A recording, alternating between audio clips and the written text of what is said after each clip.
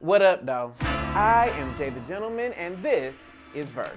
I started back on YouTube following my positive COVID test. I was tested on a whim, found out I was positive, got some chicken delivered from DoorDash, and quarantined for the suggested 5 days.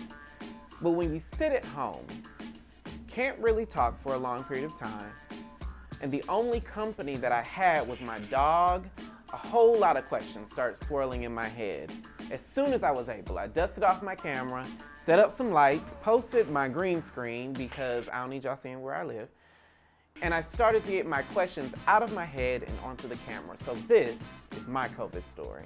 I was always nervous about COVID because I had a long career in the HIV field. So I knew what it was like for a certain group of us to have something like COVID or like an infectious disease that had a whole lot of stigma attached to it. So out of caution, I masked, I double masked sometimes, I stayed away from people, I socially distanced, I got so comfortable sitting at home that nobody could get to me. And for a long time, for almost 2 years, I had dodged every variant, every strain, every kind of COVID you could think of.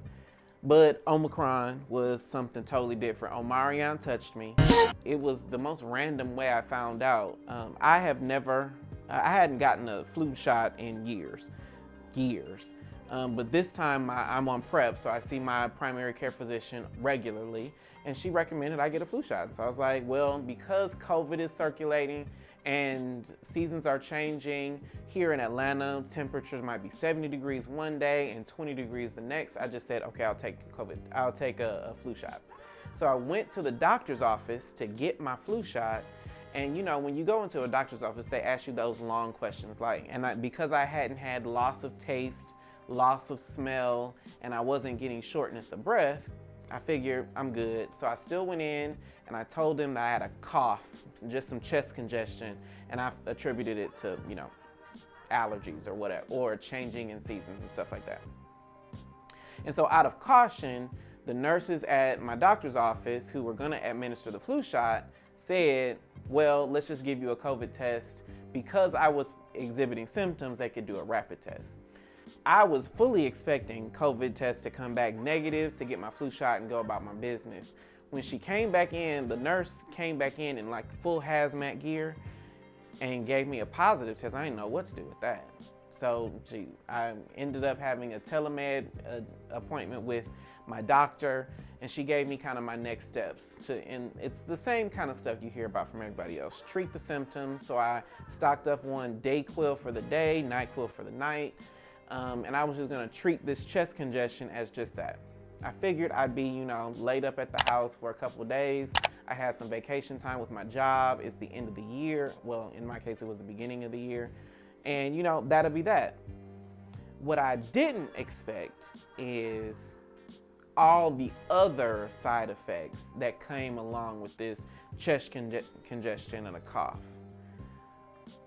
A couple days in, I felt like I couldn't do anything. I think I'm pretty active. I work out 4 or 5 times a week normally. I have a big dog. He and I go on jogs all the time. Like, life was pretty active for me. So a couple days in, when giving him his normal walk around my complex twice got hard, that was weird. And then it got to where I couldn't stand for long periods of time. I was so dead tired all the time. I remember I was trying to wash the dishes by hand, and even that, just getting up made me feel so exhausted that I couldn't even do that. And then on top of that, I still had this cough that was getting worse. I still had this chest congestion that was getting worse. And I was cold all the time. It was just so many unexpected or unintended outcomes. And even with all of that going on, I couldn't go to the gym, I couldn't go anywhere, I couldn't stand for long periods of time, I couldn't talk for long periods of time, and I was tired all the fucking time. On top of all of that, I still realized this is the mild version of COVID. This is the easy stuff. that the people were getting 2 years ago when Delta was out and people were on respirators and ventilators. That's the tough shit. Like, I'm getting the easy part because I'm blessed enough to have been vaccinated. And I realized that COVID is like no joke. It's this kind of quiet, isolated virus that eats away at you and makes you reconsider so many things.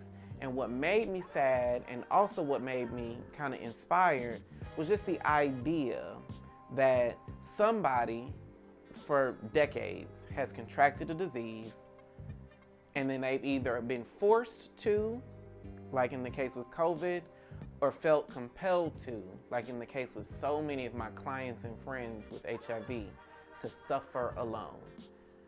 And I never wanted anybody to feel that. And that's why I got back on YouTube. When I was sitting at home, on the off chance I got up to do something, I needed something good to listen to.